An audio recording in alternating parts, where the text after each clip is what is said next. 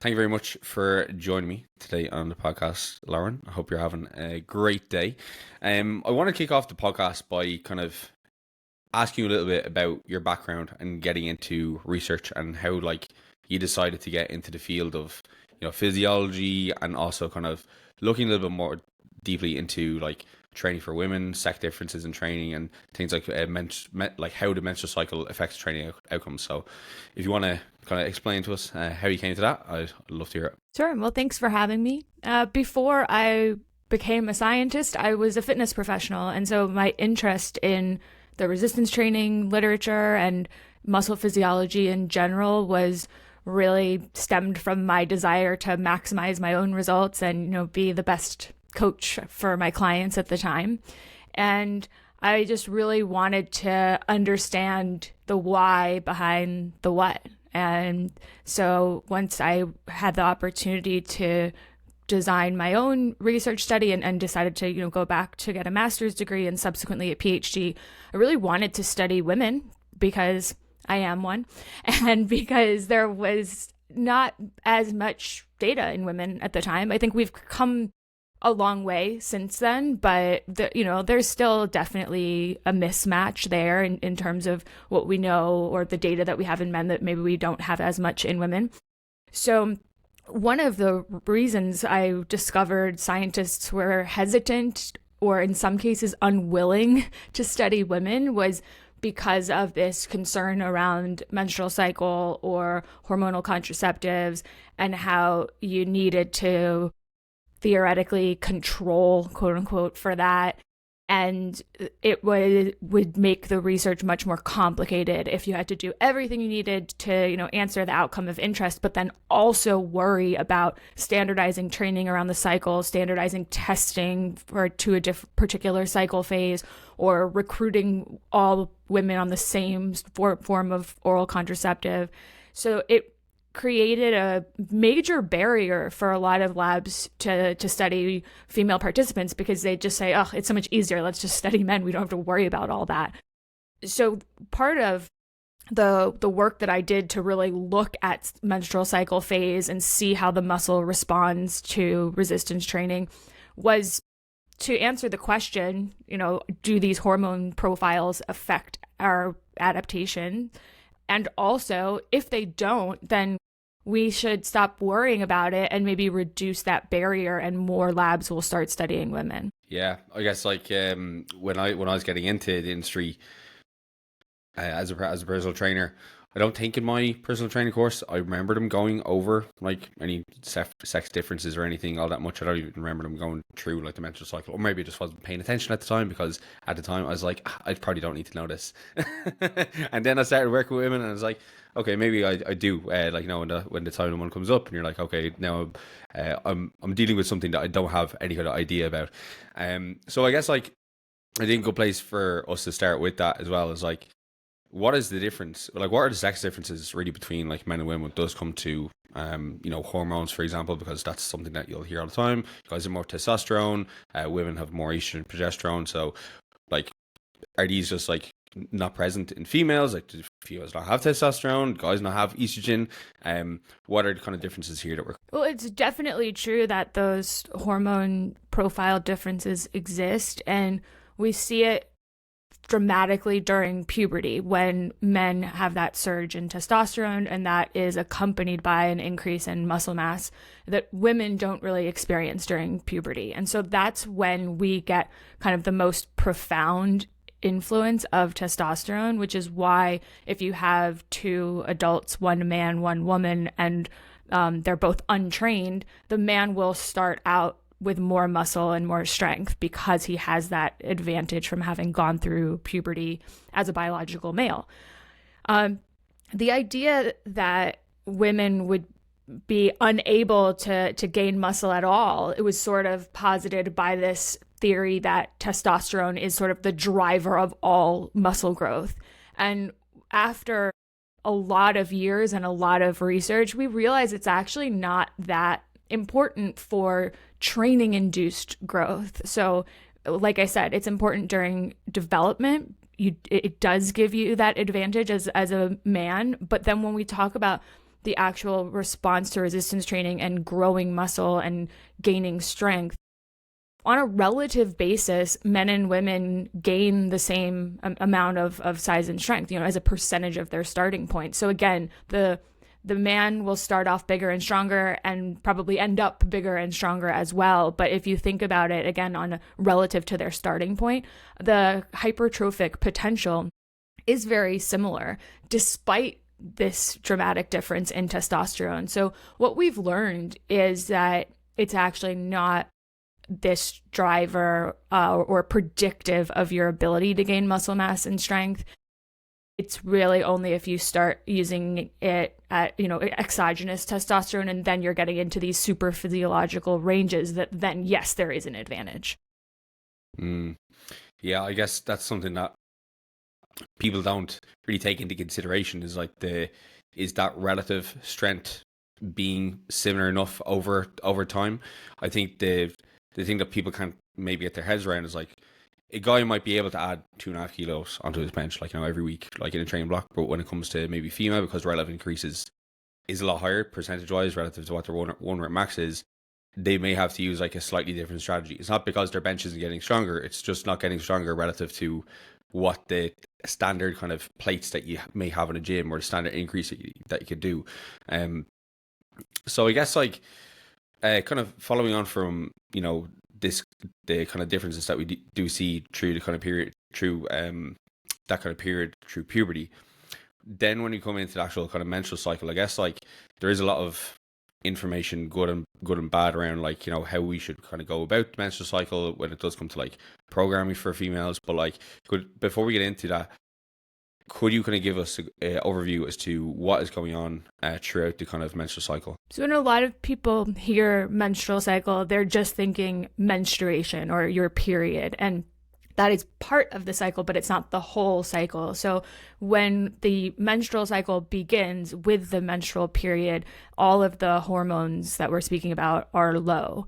And so it's kind of post-menstruation that we get an increase. And all of these hormone fluctuations are really designed for our reproductive function. So we have an increase in estrogen that peaks before ovulation, and post-ovulation we have an increase in progesterone, and then a kind of secondary increase in estrogen that's not quite as large as the original peak that we got before ovulation. So when we think about the menstrual cycle phases, we have this follicular phase, which is pre-ovulation, and the luteal phase, which is post-ovulation. And you'll hear these arguments that you should adjust your training based on phase because hormones start low, and then we have this high estrogen, and then we have this high progesterone, and so we should be treating these differently. And there is a lot of mechanistic rationale for this that doesn't seem to actually play out when we look at how performance changes based on cycle phase, or how adaptations to training change during cycle phase. So I think this is something that is really overhyped on social media that really isn't supported by high quality science. Yeah, I think that's a fairly common thing to see on social media, right? Overplaying mechanisms and overplaying physiology, and that just doesn't always like pan out in like real world settings and across like every single person. Like when I was first learning about like menstrual cycle and menstrual cycle changes, I kind of felt like I had like some insider knowledge that like other personal trainers didn't have. Like I remember I got the women's book by Lyle McDonald, and I was like, oh my god, this is like the holy grail here. I've got the recipe on how to train women from now on. And I remember when I was writing programs, that like after having that, I was like, okay, like week 1, this is what we're expected to see. Week 2, this is what we're expected to see. Blah blah blah. All right, like we might look at kind of like adjusting some of your training program now, like come down the line. And the more I like worked with females, it's like I don't need to do the majority of this stuff, if any of it. And like you get up to week 4 and they're saying, okay, you should probably deload now because you're gonna feel weaker. But if you're starting to put that into somebody's mind that you're coming into week 4, you're gonna feel weaker, they're probably coming into the gym with an expectation that they're not going to be able to train as well. you're like letting them know all these types of symptoms that they might be feeling, they might not be feeling, and it almost becomes like a self-limiting belief. Again, for some females I've coached, for sure, coming into the final week of their menstrual cycle, they do feel weaker, but they're still able to go in and train. They're still able to go in and do something. It's just a case of, okay, maybe the RPE is a little higher relative to the same load that I used last week, when the RPE is a little bit lower. But I'm still able to go in and do something, or at least like giving them some type of way to auto-regulate the training based off how they're feeling, or maybe certain exercises, like, maybe a hip thrust this week with a barbell is not like the most comfortable thing in the world for you to be doing. Let's do some type of other hip extension movement, So I guess kind of what you're saying there, or what I kind of interpreted there is like there is what we might be able to understand from, again, what we see in theory, and maybe on a group level, like what we could maybe have an assumption of, but when we're working at individual, it can be highly variable.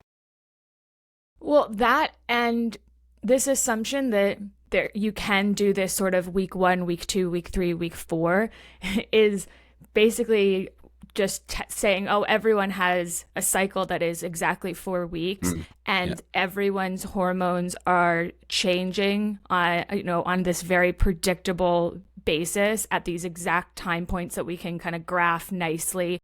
And it just really is not the case when you actually measure hormones and track cycles. I have done this in many, many, many women over many, many, many cycles. And some women have a cycle that is 3 weeks long. Regularly, it's 3 weeks. And others have a cycle that is 5 weeks long, regularly, 5 weeks. And the timing of these hormone fluctuations is really variable and really unpredictable. So even if there was something to this kind of phase-based type approach, and I really believe there is not based on the evidence, but even if there was, the idea that you can then apply this and you're actually going to be targeting the hormone profile that you think is supposed to be in place at the time is just so off base, because none of this is predictable, and it can vary from cycle to cycle, even within the same woman. So all of these kind of cookie cutter programs that you're seeing completely disregard that tremendous variability. Yeah, I absolutely agree, because like, even, throw in other variables into the mix, like this is like in a picture perfect world, like if in theory that ever worked, but then you throw in things like stress, you throw in things like, maybe somebody's dieting, maybe their sleep is irregular, all these different things can start to like skew the cycle and like, what's going on in somebody's body. And then it's like, okay, well, now we're trying to predict something when we have all these moving parts, all these moving variables. Like from a coach's perspective, it makes things like extremely, like if you think this way, it makes things extremely complex. For the person who's actually doing the thing, you're making it seem like it's rocket science. Like naturally enough, like over time, people want to be able to follow like a way to eat, a way to train that's simple and that they can be consistent with over the long term. And if you're like, every time I have to focus on like, improving my body composition or getting stronger, I have to go about it as if it's a science experiment, and, I have to like lock everything out. And that's just not really how things are going to work in the real world. There's plenty of people out there who are not even really kind of thinking about, kind of managing some of these variables, and they're getting good results as a result of probably having that less neurotic take on it. Yeah, I mean, I think there's also so many reasons why on a given day we might not feel, a 10 out of 10 and ready to perform. And so if you're somebody who has menstrual symptoms, right before your period starts, or maybe the first couple of days of the cycle, and then you want to adjust accordingly, then I think we should definitely have some ability to auto-regulate kind of baked into any good training program. But that's not specific for women just because they have menstrual cycles. That's just good practice for coaching humans who have lives and things come up, and there are reasons why we don't necessarily feel our best or perform consistently every single session week in and week out. And I know that you've also done work on how like contraceptives kind of come into play, because that's another thing that, like, you know, again, people be like, oh, there's different generations of these, you know, have to understand how each of them works and how each of them is going to affect your client. But like, relative to what you like, obviously we can go into the mechanistic stuff, but I think the outcome based work is far more relevant. But what would evidence actually say, like when it comes to contraceptives and kind of getting good results from training? Yeah, I think what you just said, you know, focusing on the mechanisms is maybe not the right approach, because what we actually care about, what our clients care about, is the practical outcomes. You know, are we getting changes in body composition? Are we getting stronger? Are we putting on muscle? Are we losing body fat? And when we look at the mechanistic rationale for why hormonal contraceptives could affect these changes, it sort of makes sense. You can explain it in a way that, oh, that's a reasonable hypothesis. But what we see in the literature when we're actually looking at people who are on or off the hormonal contraceptives is that you might get a small improvement in muscle growth in one study, and then you might get a slightly negative outcome in another study. And when we pool all the studies together, we look at a meta-analysis, then we see that these effects, whether positive or negative, are so small that we really wouldn't conclude there's a large effect in either direction. And so on a day-to-day basis working with women, I don't think this is something that coaches need to be concerned about at all, other than the fact that if you're on a hormonal contraceptive, your withdrawal bleed every month is really predictable. And so that's something that, you know, if it helps for kind of planning purposes, then that can be useful. But in terms of a lot of this fear mongering around, oh, you know, you shouldn't be on an oral contraceptive because it's going to kill your gains, it's not true. Yeah. And I guess like a question off the back of this is like, because I'm sure people would be kind of asking too, is like, this stems across like the pill? Would it stem across like the coil, the implants? Would it stem across like all contraceptives, or would it just be more so kind of related to the actual pill itself? We have more research on the pill than we do the more kind of modern, like an IUD, for example. A lot of people are using those. So we don't have a ton of data, but there's really no reason to think that it would be any different, because basically the difference is, you know, you're either taking a low dose hormone in pill form on a daily basis, or you have an IUD that is regularly kind of releasing the hormones into the bloodstream. And so it's just a little bit more consistent, and it's automatic. You don't have to worry about taking a pill every day. But if we're not seeing any changes of the hormones from the pills, I would be shocked if it would be different for an IUD or an implant. Yeah, because I guess they'd probably be the most common ones that I would find people be taking from, like, you know, clients that I've had, even my partner, for example. But again, I think people take like contraceptives for like a multitude of different reasons, right? And I think it'd be strange for somebody to not take one because they're like, I think it might affect my muscle growth outcomes. I know. I think that'd be like low down on the list of things that you'd really be that you would be worrying about. And again, I guess like my fiance certainly hasn't, you know, she hasn't suffered from using them over the years. Okay, so I guess I want to also talk about some like more kind of common myths that, like, you know, you'd see kind of getting kind of pushed towards females when it does come to weight training, because I think that's there are definitely things that are probably, you know, kind of pushed a bit more towards females for whatever reasons. But like the idea of like toning up, like the females should tone up and maybe just do like high reps and lightweight to, you know, use the pink dumbbells, versus going into like the kind of the big scary part of the gym and like lifting heavy weights, big deadlifts, big squats. Like, is there any like validity to doing any of that? I'm sure people who are listening probably know the answer, but I want to get your take on this. No, I mean, I think I hope more and more people are realizing, not to go down the road of doing exercises with loads that are so light that they're not even really challenging, because you do end up spinning your wheels. And when people use the word toned, they want visible muscle with low body fat. They just don't exactly know how to articulate it, but if you aren't appropriately challenging the muscle, then you aren't going to get the growth that is required to have that kind of physique. And so, and in terms of rep ranges, you can get there using lower, moderate, or higher reps, but it has to be sufficiently challenging. You have to be getting close enough to failure. So for using 1 or 2 pound dumbbells is not going to do it for anybody.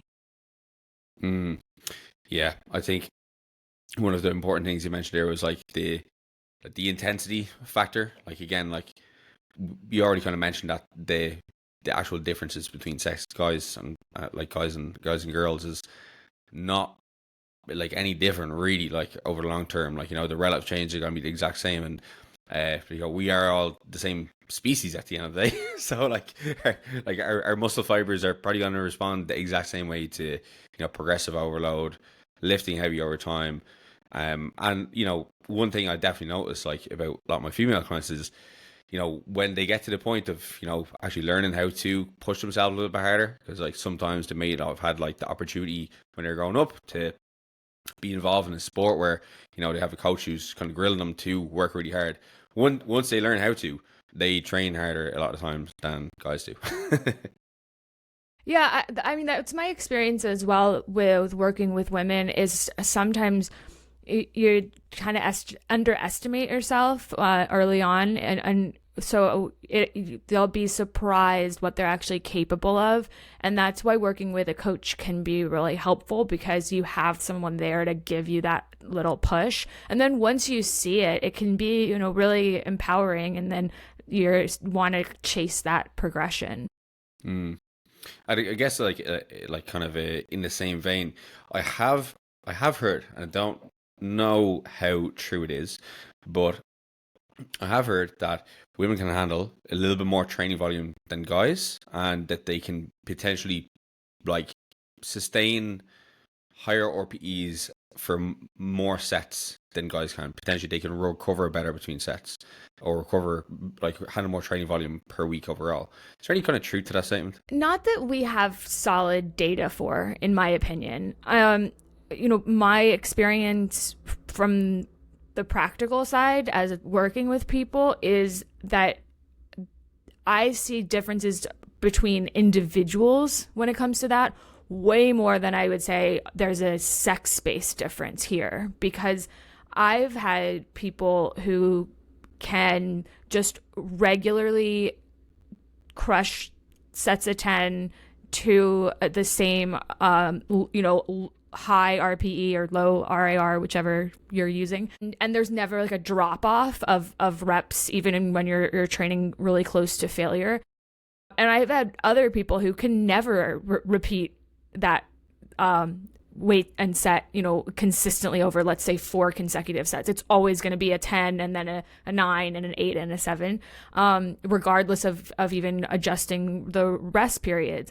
I think there's also something to be said with what kind of exercises are you doing? What's the overall tax on the system? And if you are a smaller person lifting less overall load, then perhaps it's more that would allow you to maybe train more frequently or recover more frequently than it would be anything due to hormones or sex differences.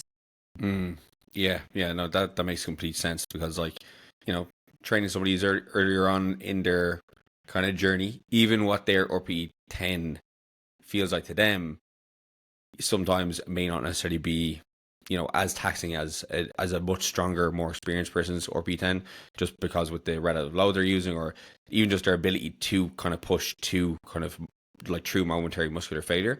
And then you made a really good point there with the actual loading, so like, somebody who's doing a 200-pound leg press versus somebody who's doing like, 800-pound leg press is going to be slightly different in regards to how wiped one is going to feel after the set versus the other person, Yeah, and also take into account exercises where you're working multiple muscle groups, even ones that you're not intending to. If you're doing a squat, heavy squats, you can feel that in your upper body the next day just from holding the bar properly. And if that bar is really, really, really heavy, then, you think about the tax on the whole system. It's not just, oh, my legs are sore necessarily. It's, everything that I was doing to brace to perform that exercise with good technique, that can be taxing overall. And so you need to kind of account for those types of considerations as well. Not everything is just, an isolated exercise targeting a single muscle group. Yeah, you definitely do see that. Like with whether it's cable kickbacks or leaning forward, they kind of seat hip adduction. But I think once a lot of females are exposed to well, number one, being able to kind of show them that they are stronger than they probably think they are, and like getting them to kind of push heavy with these compound lifts, and trying to start to gamify it for them, versus it just be to come into the gym and it's all about like just coming in and doing this pumpy type, feedy type stuff, which, the same way that is not really going to work for guys who want to grow their biceps. It's not going to work for a girl who's looking to grow her glutes past maybe the initial tiny bit of growth that they might get. But I guess again, it comes back to those sound training principles again, and having your kind of training program built around them. So when it does come to programming overall, what would be the kind of main training principles that not just females, but we all should be looking for when it does come to kind of growing muscle and getting stronger, because whether you're a guy or a female who's listening to the podcast, you could definitely benefit from getting these rehashed. Yeah, I mean, I think the same rules and principles definitely apply regardless of your sex, and we see that play out in the research. We see that play out in real life. You need to be doing something that is conducive to your goals. So first is, what's the goal? What is your availability? And what can you do sustainably? So let's design a program that is actually going to work for you, that you'll be able to adhere to consistently. And then within that, if we want to get stronger, then we need strength specific type work. We want to be training in those low rep ranges in the exercises that we care about. If we're looking for muscle growth, we actually have a lot more flexibility. There's machine training is great, free weight training is great. The rep ranges you can kind of play around with based on preference, again, as long as it's hard enough, as long as you are working close enough to failure. And we want progression over time. So whether that's increasing the load or increasing the number of reps, we want to continue to progress and keep. I would say the other thing is we wanted to stick to the same exercises, at least on the whole, in order to make sure that we can actually track that progress, because I'm seeing more and more people are switching things up really often, and that makes it difficult, because when you're just starting out, it's going to take some time to master the technique for some of the more challenging exercises like your barbell work. And so we want to continue to kind of practice that and really hammer home good technique.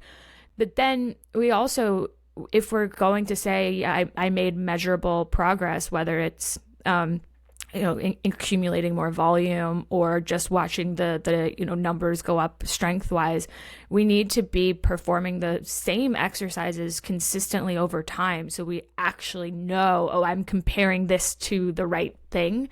And I think variety is good, but the bread and butter of our program should be consistent for long enough before we then start to just switch out exercises.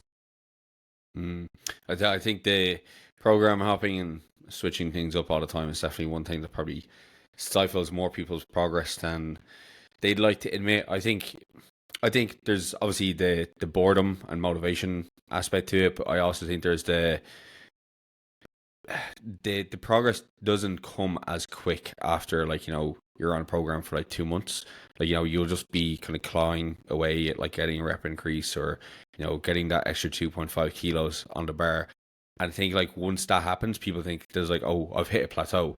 It's like, you haven't hit a plateau. Like, a lot of times those like initial kind of skill adaptations and like neural adaptations are just kind of, they've got to where they are, and now you just have to hope that the muscles kind of do its job and Yeah, adapt it. I think people will make the mistake of thinking, oh, I need to go back to that program that I was on when I first started out and I gained all that muscle. But it's like there wasn't anything magic about that program. It was the fact that you were a beginner, and no matter what you did during that phase, you were going to get, as much growth as possible during that period of time. And after that, it's just not the same rate.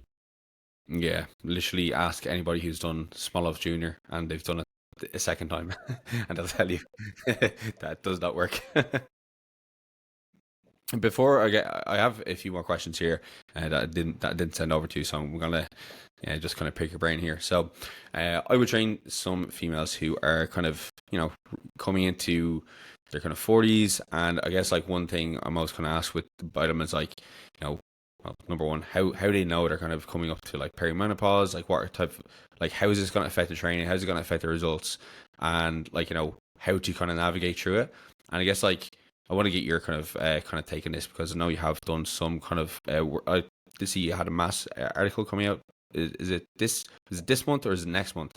There's one coming out on postmenopausal. So I know it's a different stage, but I'm sure you've kind of looked at the perimenopausal period. Yeah, one of the most challenging parts of this phase of life is just the unpredictable nature of the experience. So you'll have some women who have really dramatic hormone fluctuations, and that comes with some pretty severe symptoms. And then you have other women who don't really have symptoms at all. And this transition can go on for months or even a few years depending on the person. So I just say that unpredictability is probably the most challenging piece. So managing symptoms is probably the best thing we can do in order to try to stay consistent with our diet and training, because if you are up all night with hot flashes and sleep disturbances, that's obviously going to have some downstream effects on your overall physical activity, your adherence to your diet, your motivation to train hard, all of that. So if we can address symptoms when they're present, then that's really helpful. But otherwise, there's nothing that shifts in the type of training you should be doing or the type of nutrition advice you need in order to change your body composition. The same rules apply. And unfortunately, there's a lot of misinformation online about this, targeting this group. Especially because, like I said, it's a confusing time. It's kind of an unpredictable time. So people are really desperate to find the solution, and then they're being led astray with supplements and weighted vest walking, and being told you must do sprint interval training, or you shouldn't do any high intensity training because of cortisol, or you just get kind of whiplash with these conflicting recommendations. And so, bottom line is the same principles apply. If you like doing one type of cardio versus another, then great. That should be based on preference. We really shouldn't be looking to cardio as our main, tool for promoting fat loss anyway, because despite the intensity, we're just not going to get that much energy expenditure from it. So we really want to look to the diet if fat loss is the goal. Okay, so I guess like something I guess heard, and probably is some truth to it, is like kind of what you're kind of building right now, like your 20s, your 30s, early in life. They're going to be things that's going to stand to you through this period. Because I don't know, is it harder, like if you were to start training in your 40s, for example, to maybe kind of offset some of the impacts that going through menopause may have? Well, we know that you can gain muscle at any decade of life. We even have, people training in their 80s and 90s putting on a little bit of muscle. So that's good news because it means that it's never too late to start lifting and you can always get some benefit. But it is true that as we age, we start to decrease muscle mass unless we are keeping up our training in order to maintain it. And if you don't start training until much later in life, you're probably not going to get the same gains that you would have if you'd started earlier. So I think if you can, then the earlier you start, the better, because it's like building an investment account for retirement. You're building up your muscle bank for older age. And so I do think that you will fare better, man or woman, frankly, if you already have that kind of base of muscle, not only because it contributes to our long-term health and physical function, independence, longevity, but also because you've built up the habit of training consistently.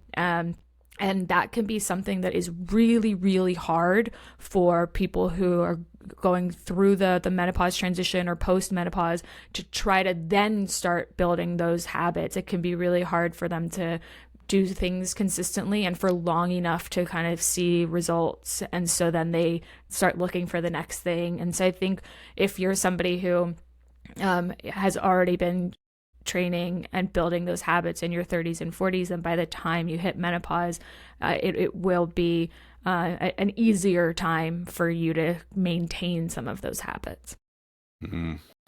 Yeah, I think one kind of theme of this podcast is there is far more to these things than, the physiological side of things, because as you're kind of mentioned there, somebody who's, 40s, 50s out and whatever, they have a life. They might have a family, they probably have a good job, they have lots of other stuff going on. And, I think I'm only 30 and I feel like every time I get a year older, I have just more stresses and more responsibilities to deal with. Naturally enough, you just have less time overall to kind of do this thing, and any of us in our first bit of time going to the gym or trying to learn how to eat well, we sucked at it. We were shit, and that took a while to get better at.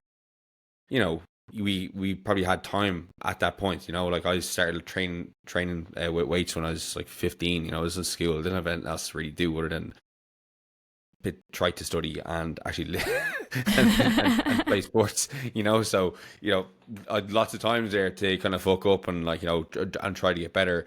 Whereas if you're later on in life and you have an hour 3 times a week where you can do something, and even if you work with a personal trainer, which you can definitely kind of fast track your ability to kind of move well, eat well, and get good results.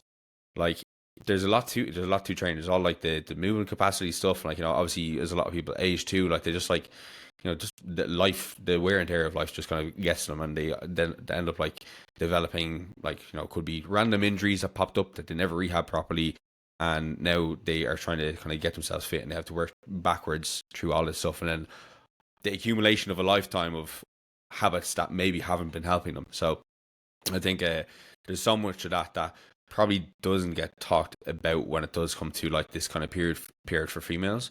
And then as well, you have alongside that, there's everything that they're probably as they're getting into the gym, they're learning about all these, or they're trying to fight all these maybe things they've learned over the years that are unhelpful kind of thought processes that women should be skinny, or women shouldn't eat this, or you shouldn't eat carbs, all this kind of stuff. They have to do all this information as well at the same time, so it's a lot to overcome. Absolutely. And one of the biggest issues that I see online these days is just everything is so overcomplicated. And so, as you said, these people for the most part fitness is going to be a small piece of a much bigger life. And so by making it super, super complicated, by saying, you have to do this, or you should never do this, or you can only do that, it makes it confusing, and it puts up more barriers for people to even try to improve their health and fitness. And you'd think that, oh, everyone was exercising and they're all just doing it wrong, when the reality is people just aren't doing anything at all. And so the simpler we can make it and say, you know what, if you can lift weights, do that machine circuit in the commercial gym 30 minutes a week, great, let's do that. Let's start there. And then we can move and progress up from there. But I just think all of this complicated messaging with to a population that is not motivated to do anything at all, there's a major disconnect here. This is not going to hit. Yeah. And again, it's just like it overcomplicates what is really, it can be a very simple process, like as you said, you could go into the gym couple days a week, do a circuit on a couple of machines, and if that's your entry into going to the gym, that's perfectly fine. It doesn't need to be a periodized program. It doesn't need to use any kind of mad kind of training styles or anything like that. It just has to be anything, something. And even from like the nutritional side of things, if you were to do, like, and just like with clients, I'll either say, okay, the only thing I want you to focus on this week with your nutrition is just create a good meal one. Just like your first meal a day, just let's get a good one there. Like, give them some kind of parameters for have a serving of protein, maybe some kind of fruit and veg, whatever like that. But let's get that in. Let's keep it consistent for like the next week. And if you just do that, I don't care what happens with the rest of the day. I just want to develop some consistency there. And it just makes things simple, to kind of go through the week. And then you get to the end of the week and you're like, whatever else happened, I did the one thing to kind of help myself move forward. And then they, a lot of times with people, if you kind of give them one thing to do, just one thing, they'll probably do a second thing as well, just because they've started creating momentum too, versus saying, okay, well, now you can't eat carbs at this time because you spike in insulin, cortisol, blah, blah, blah. It's kind of like mumbo jumbo you hear in some of these podcasts. So it's a rough landscape out there. Yeah, you're basically giving people all this messaging that they don't understand, or that they're never going to be able to incorporate consistently. It's not attainable, and it's not necessary. That's the big thing. Like, the things that work for gaining muscle, for gaining strength, for losing body fat, they're simple, they're basic, they're not magic. There's no secret. If there was a secret, it wouldn't be, hidden on somebody's Instagram reel, or, coming out on someone's podcast like this huge revelation. If there was some secret, we would all know about it. We would all be using it, and it wouldn't be a secret. And so, if it sounds too good to be true, it is. If it sounds crazy, like, oh, if you just eat these 5 foods, you're gonna lose all your belly fat. No, if that was true, then there wouldn't be any people with belly fat, because they'd all be doing the thing. They'd be eating the apple and losing the belly fat. Like, let's stop treating people like they have no critical thinking skills. Yeah, there's a lot of people out there who are like just like slamming their fist on the coffee table at the moment, be like, I've been drinking cucumber water for like the last 10 years, and you're telling me it's not showing my belly fat. All right, so I want to ask you 2 questions, right, to kind of wrap us up. Well, what's probably the worst piece of kind of fitness information you've seen targeted towards women in like in recent times? I won't say the last week or last month, just recent times. I think the through line for all of this, whether it's pre, peri, post menopause, is that everything is about your hormones. So menstrual cycle, or perimenopause, postmenopause, everything that is happening to you is because of your hormones. And it's a really damaging message, because it's encouraging people to make these huge changes around how they eat and train because of these thoughts around what your hormones are doing. And there really isn't truth to any of this. And so we need to kind of remove this element that something is wrong with you and that your hormones need balancing and therefore you need a certain type of program or diet or supplement or any of that. You don't need that. Hormone balancing is not a thing. This is just a space that people have kind of created online so that they can make money. And it's true that there are hormone fluctuations. It's not true that they kind of define everything about how you should approach fitness. Yeah, there are a lot of self-qualified hormone specialists out there who have, they probably just watched a few Ninja Nerd lectures and they're like, oh, I know enough now to make some money. Right. All right, so one of the last question I have actually here for you is, and it's going to be a bit of a strange one. It could be a strange one. Like, what advice would you give to like male coaches who work with females? I think sometimes guys can approach females differently when it comes to training, with training them or like guiding them to nutrition. Is there anything that you see maybe from male coaches who have kind of maybe done a poor job in that kind of regard and things that they can maybe improve on? I think going into a new coach-client relationship differently just because somebody is a man or a woman is a mistake from the beginning. Because like we discussed earlier, it's going to be about your goals and your preferences and what's sustainable for you. And that individualized approach is super important and it has nothing to do with sex. And, sure, you might get different goals and preferences depending on whether it's a man or a woman, but just going in with any sort of preconceived notion about that is probably a mistake. And when it comes to discussing things like the menstrual cycle, I think it's good that we're being more open about that. I think it's good to have some dialogue, but I don't think you need to change anything about training based on the menstrual cycle. I think we need to get away from this messaging around greater injury risk during different parts of the menstrual cycle. And I think we need to treat the presence of symptoms the way we would any other, ailment or that kind of comes up now and then with any client. Have that auto-regulation piece in place, and you can, if a client is really concerned about menstrual cycle phase, then you can say, great, why don't you track it? Let's track our loads, let's track our RPEs. We have the data. If there's a trend here, we can see it for you if that's something that you're really adamant about.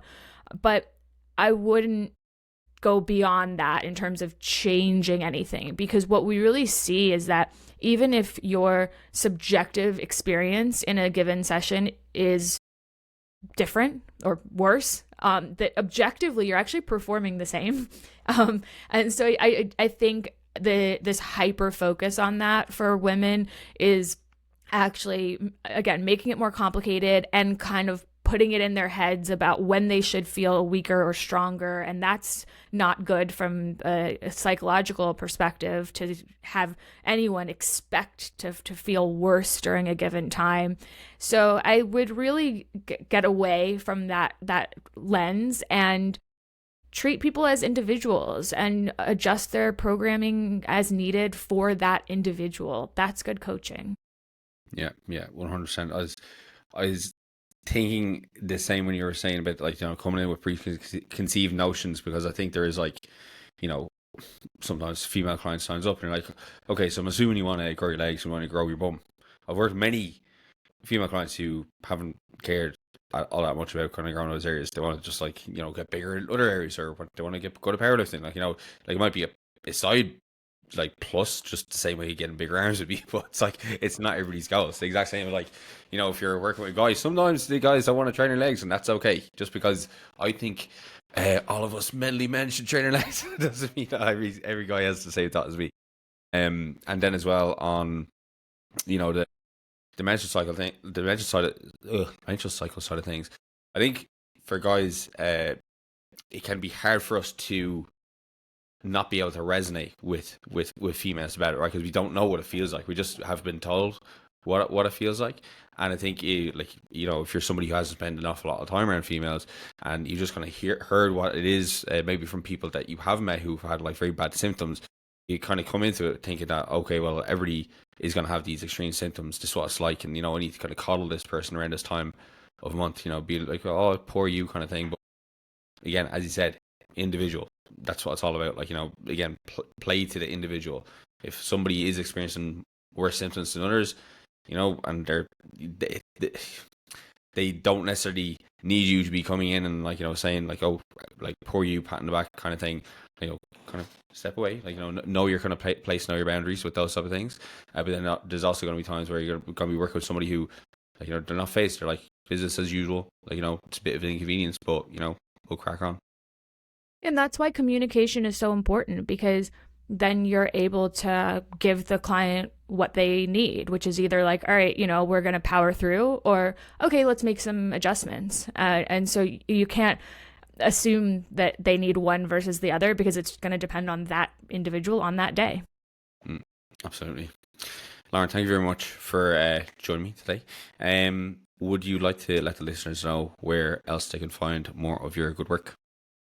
Sure, you can follow me on Instagram, Dr. Lauren CS1. Check out Mass Research Review and the Front Page Fitness podcast. Boom. I'll have that all linked in the story, in the description. Hope you did enjoy the podcast, people. Make sure to go over to Instagram and give Lauren a follow. Check out Mass Research Review. I'm always kind of shilling for that on the podcast. So yeah, if you did enjoy the podcast, make sure to leave a rating and review in the podcast platform you're listening on, and we will catch you in the next one.